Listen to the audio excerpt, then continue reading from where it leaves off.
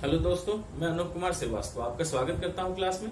तो चलिए हम क्लास को आगे बढ़ाते हैं। तो जैसे पहले मैं आपको याद दिला दूं कि हम जो चैप्टर पढ़ रहे थे वो हम निर्वाचन एवं निर्वाचन आयोग के बारे में पढ़ रहे थे। क्लियर है?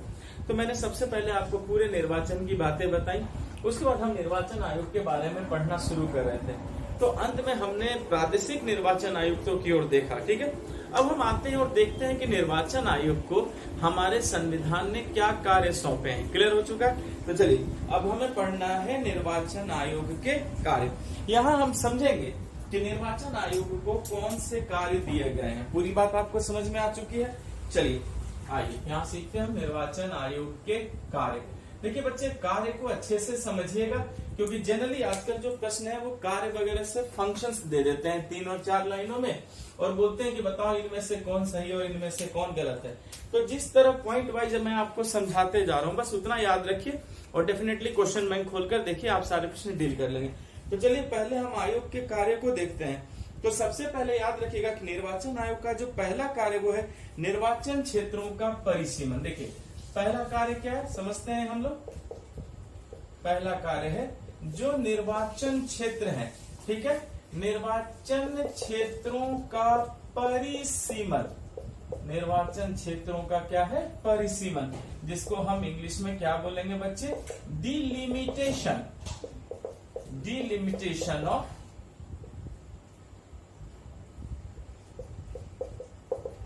Election area. Delimitation of election area. पूरी बात समझ में आ गई?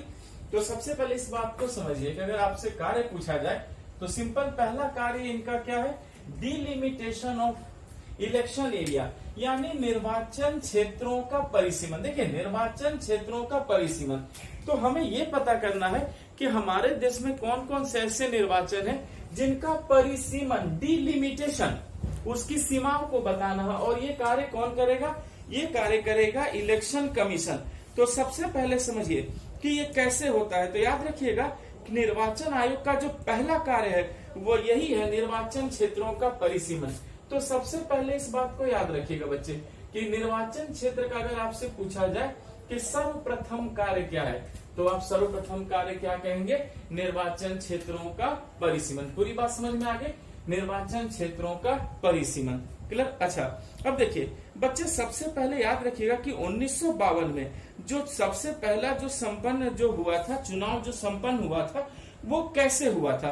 तो याद रखिएगा बच्चे कि सबसे पहले जो मैं 1952 का जो प्रथम चुनाव हुआ था, 1952 के प्रथम चुनाव, ठीक है, देखिए 1952 का प्रथम चुनाव, क्योंकि मैंने आपको बताया था कि 1952 में क्या हुआ था? प्रथम चुनाव हुआ था।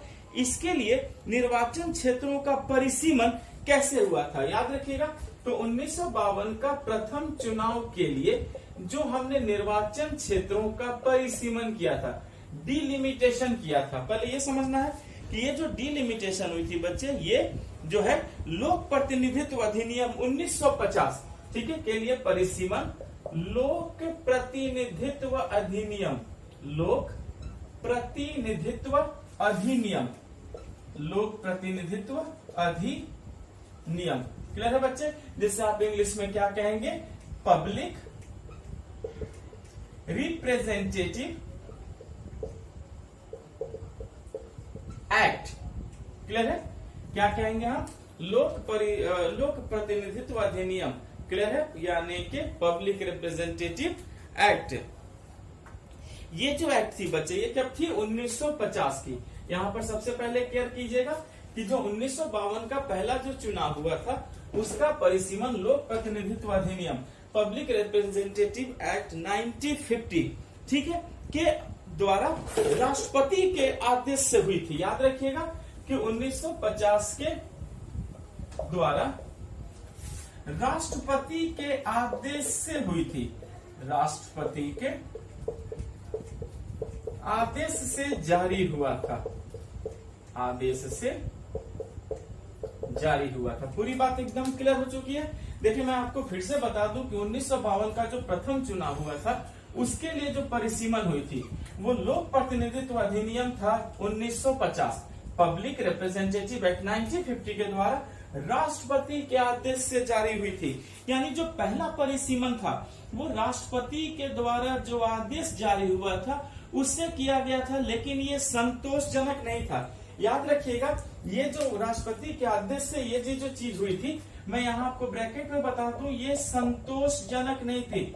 It was not satisfactory. संतोषजनक क्या थी बच्चे? ये नहीं थी।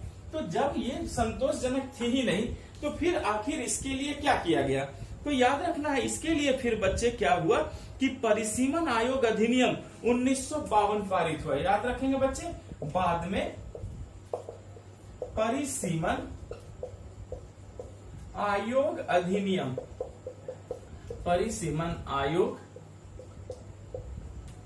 अधिनियम 1952 जारी हुआ। क्लियर हो चुका? फिर से मत नहीं भूलिएगा कि परिसीमन आयोग अधिनियम 1952 क्या हुआ? फिर जारी हुआ। बच्चे बहुत इंपॉर्टेंट है, याद रखना है, परिसीमन आयोग अधिनियम 1952 जारी हुआ। और बच्चे इसी में ये कहा गया कि ये प्रावधान किया गया कि 10 वर्ष बाद होने वाला जितना भी जनगणना है उसके बाद निर्वाचन क्षेत्रों का परिसीमन होना चाहिए। क्लियर हो गया? तो परिसीमन आयोग अधिनियम 1952 जारी हुआ। और इसमें क्या कहा गया बच्चे? देखिए, इसमें ये कहा गया, इसमें कहा गया कि प्रत्येक 10 वर्ष बाद, प्रत्येक 10 वर्ष बाद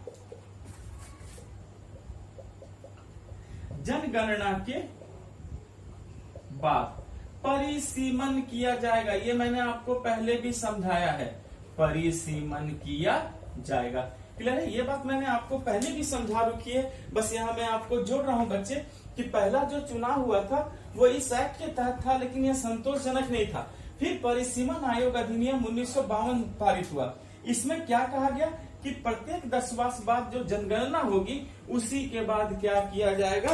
परिसीमन किया जाएगा। इसलिए बच्चे हर एक 10 वर्ष बाद क्या होता है, हम आप देख सकते हैं कि एक परिसीमन होता है। क्लियर हो चुका?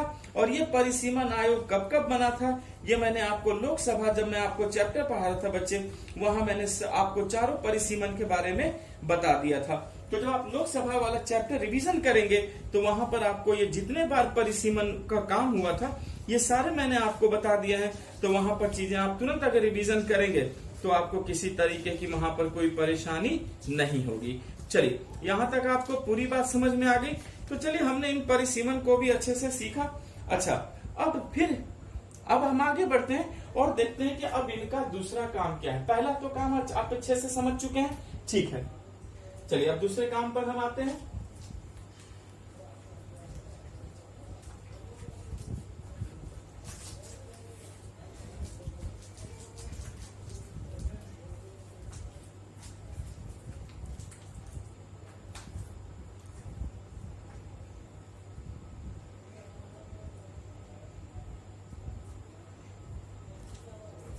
नंबर 2 में हम आते हैं।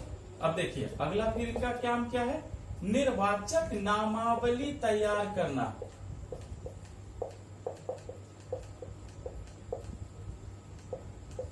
निर्वाचक नामावली तैयार करना, प्रिपरेशन ऑफ इलेक्शन वोटिंग जो लिस्ट होता है। क्लियर है बच्चे? प्रिपरेशन ऑफ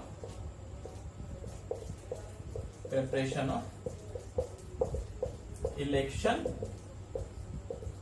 वोटर लिस्ट, ये इनका दूसरा कार्य, निर्वाचक की नामावली को तैयार करना। क्लियर हो चुका?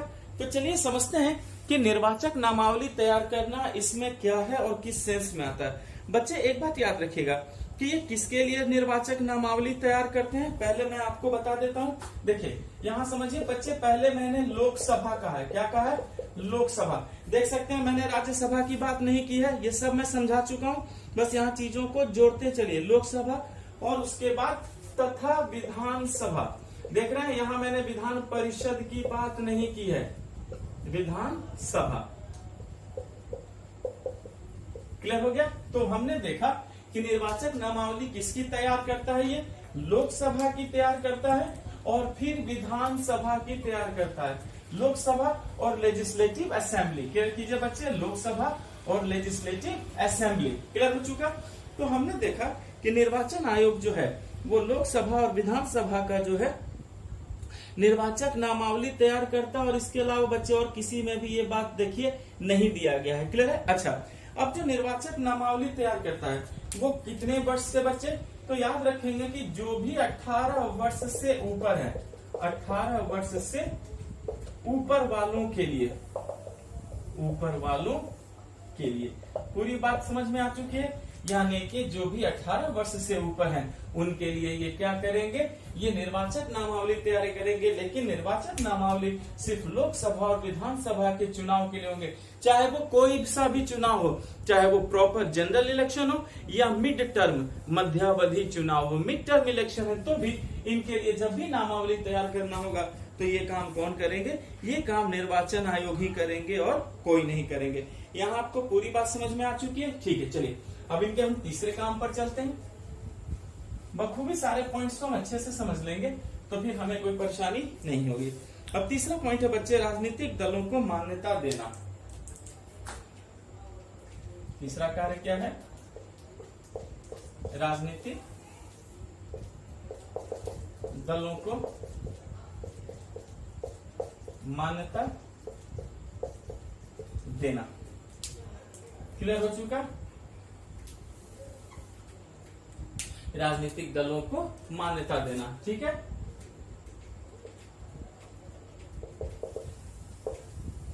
Affiliation of political parties. Clear है बच्चे?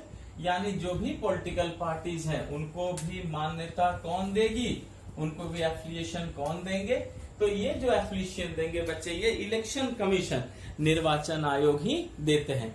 यानी कि राजनीतिक दलों को मान्यता देते हैं, एफिलिएशन ऑफ पॉलिटिकल पार्टीज। अब ये मान्यता कैसे मिलती है, तो याद रखना है बच्चे कि इसके लिए निर्वाचन आयोग कोई भी मानदंड निर्धारित कर सकता है। याद रखना है बच्चे, ये पूरी तरीके से निर्वाचन आयोग के ऊपर है। याद रखना है कि निर्वाचन आयोग, इलेक्शन कमीशन, निर्वाचन आयोग, इलेक्शन कमीशन जो है बच्चे वो कोई भी मानदंड तैयार कर सकता है, तैयार कर सकता है। क्लियर है? देखिए मानदंड का मतलब है कोई भी स्टैंडर्ड, कोई भी उनका मानक होना चाहिए, कोई भी एबिलिटी होनी चाहिए। तो ये राजनीतिक दलों को मान्यता देने में क्या है कि निर्वाचन आयोग जो है वो कोई भी मानदंड तैयार कर सकता है, कोई भी मानदंड क्या कर सकते हैं, वो तैयार कर सकते हैं। लेकिन वर्तमान मानदंड क्या है, जरा इस बात को भी समझते हैं बच्चे। क्लियर है? किसी राजनीतिक दल को राज्य स्तरीय दल के रूप में मान्यता कैसे मिलती है, चलिए पहले हम राज्य स्तर पर आते हैं, स्टेट लेवल पर।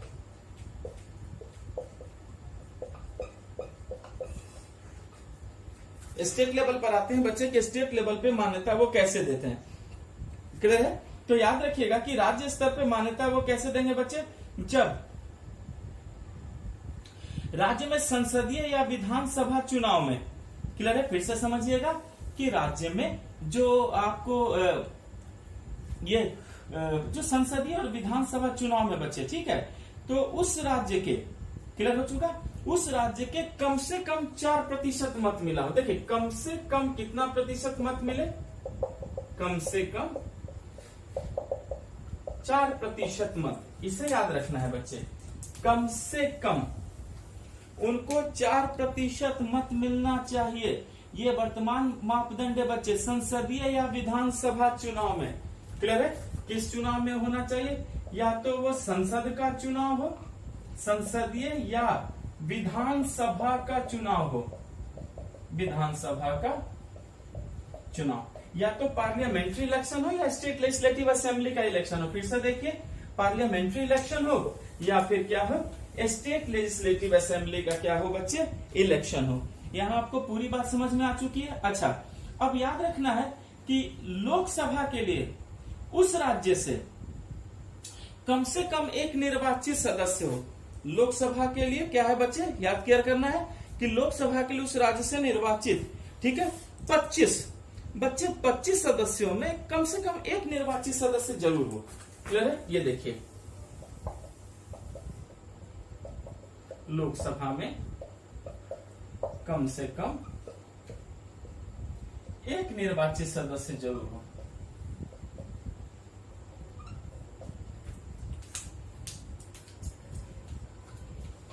क्या कीजिएगा, देखिए राज्य स्तर पे अगर आपको मिल रहा है तो कम से कम आपको 4% मत मिलना चाहिए, और लोकसभा के लिए उस राज्य से जितना भी निर्वाचित सदस्य हो, 25 हो या उससे कम हो, तो कम से कम आपको एक तो मिलना चाहिए, ठीक है।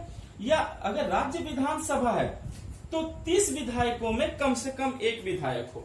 अगर मान लीजिए विधानसभा हो उसमें भी एक हो बच्चे सभा में, ठीक है, इसमें भी कम से कम एक निर्वाचित सदस्य हो, एक तो चुना जाए, कम से कम क्या हो, एक निर्वाचित सदस्य हो। और यहाँ मान लीजिए 25 सदस्य और यहाँ क्या है 30 सदस्य हैं। इस बात को याद रखिएगा कि लोकसभा के अगर 25 सदस्य निर्वाचित हुए हैं तो उसमें कम से कम एक सदस्य हो, और अगर विधानसभा के लिए 30 सदस्य निर्वाचित हो तो उनमें भी कम से कम एक सदस्य तो आपको निर्वाचित होने ही चाहिए, ठीक है। तो बच्चे इस तरह आपको क्या होगा कि राज्य स्तर पे तो मान्यता मिल जाएगा, लेकिन अगर उनको 4 या उससे अधिक राज्य में मान्यता मिल गई तब उसको हम क्या बोलेंगे, राष्ट्रीय दल बोलेंगे। और अगर मैं इसी बात को राष्ट्र लेवल पर आऊं बच्चे, यहां पर देखिए, अगर आप इसी को राष्ट्रीय स्तर पर नेशनल लेवल पर देखते हैं, ठीक है, तो कम से कम 4 राज्यों में मान्यता मिले, ऐसा कम से कम 4 राज्यों में ये मान्यता मिल जाए। पूरी बात समझ में आई बच्चे। और अगर कम से कम 4 राज्यों में आपको मान्यता मिल रही है तो फिर आप क्या बन जाएंगे, आप उस स्टेट के नहीं, अब आप राष्ट्रीय पार्टी बन जाएंगे, वरना उसी स्टेट में आप रहेंगे। तो इस बात को याद रखिएगा, हमने बस इसको पॉइंट्स में आपको समझना है। मैं फिर से बता दूं कि राज्य स्तर पे भाई कम से कम 4% मत मिलना चाहिए। संसदीय अगर चुनाव है, लोकसभा है, तो 1 लोग आए 25 में कम से कम। विधानसभा में अगर 30 है तो कम से कम 1 तो आए। और अगर यही चीज 4 राज्यों में वो मेंटेन कर लेते हैं तब उनको क्या मिल जाता है, राष्ट्रीय स्तर का पार्टी बन जाते हैं, वो राष्ट्रीय पार्टी बन जाते हैं। पूरी बात समझ में आ गई आपको। चलिए अब हम आते हैं राजनीतिक दल को चुनाव चिन्ह प्रदान करना। ये राजनीतिक दल को चुनाव चिन्ह भी प्रदान करते हैं, जरा उसकी भी बात कर ले।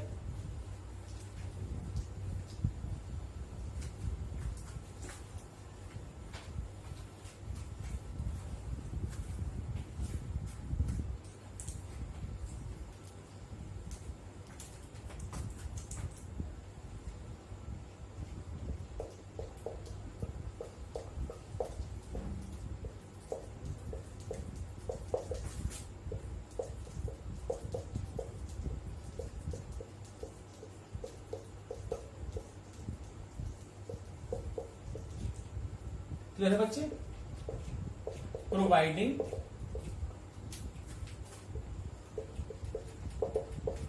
Election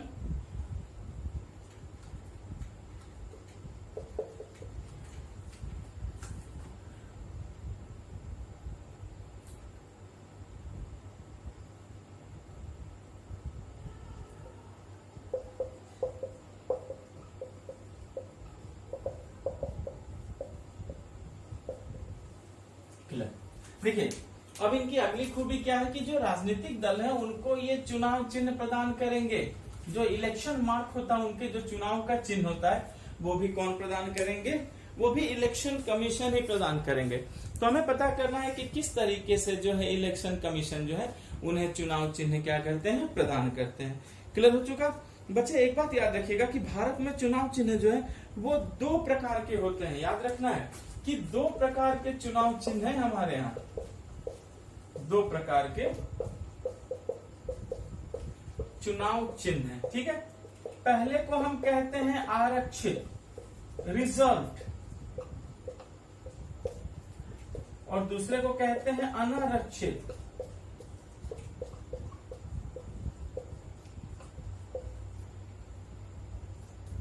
unreserved.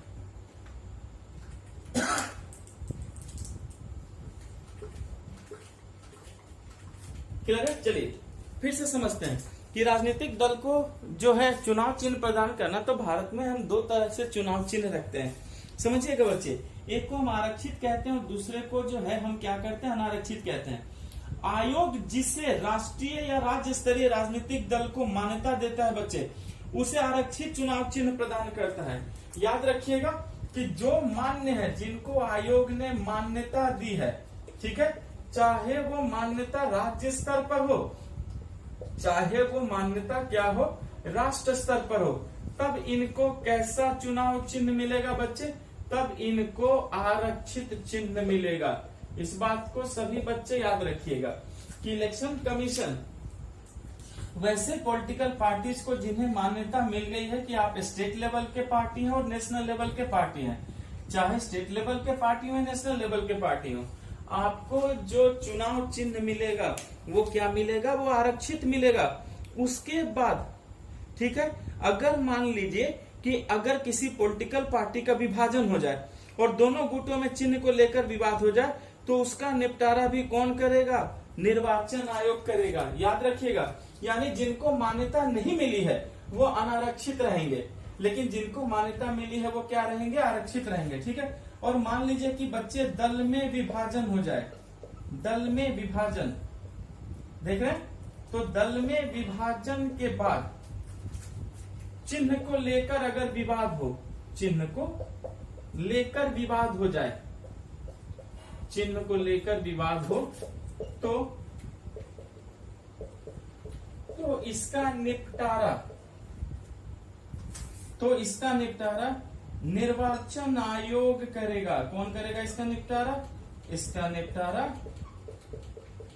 निर्वाचन आयोग करेगा। इस बात को याद रखिएगा बच्चे कि आरक्षित मिल गई और मान लीजिए दल में ही विभाजन हो जाए, जैसा आम होता है, तो और चिन्ह को लेकर विवाद हो जाए, तो इस विवाद का निपटारा भी कौन करेंगे? निर्वाचन आयोग करेंगे। लेकिन आयोग के निर्णय के खिलाफ आप सुप्रीम कोर्ट में जा सकते हैं। इस बात भी याद रखिएगा बच्चे कि निर्णय के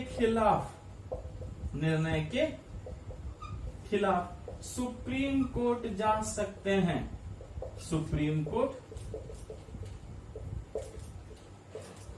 जा सकते हैं। समझ में आया? निर्णय के खिलाफ आप कहां जा सकते हैं? सुप्रीम कोर्ट जा सकते हैं। ऐसा नहीं है कि इलेक्शन कमीशन ने कह दिया कि भाई नहीं यही डिसीजन होगा तो आप फंस जाएंगे कि नहीं यही डिसीजन होगा। नहीं, साफ कहा गया है कि अगर आपको डिसीजन से कोई परेशानी है तो आइए आप सुप्रीम कोर्ट जाइए, आपको कोई दिक्कत नहीं है, वो सुप्रीम कोर्ट आपको फिर मैनेज कर देगी। ये समझ में आ चुका मिटाऊ में से? चलिए फिर हम आगे बढ़ते हैं। देखिए यहाँ से हम बखूबी सारे कार्यों को सीख लेंगे तो फिर हमें कोई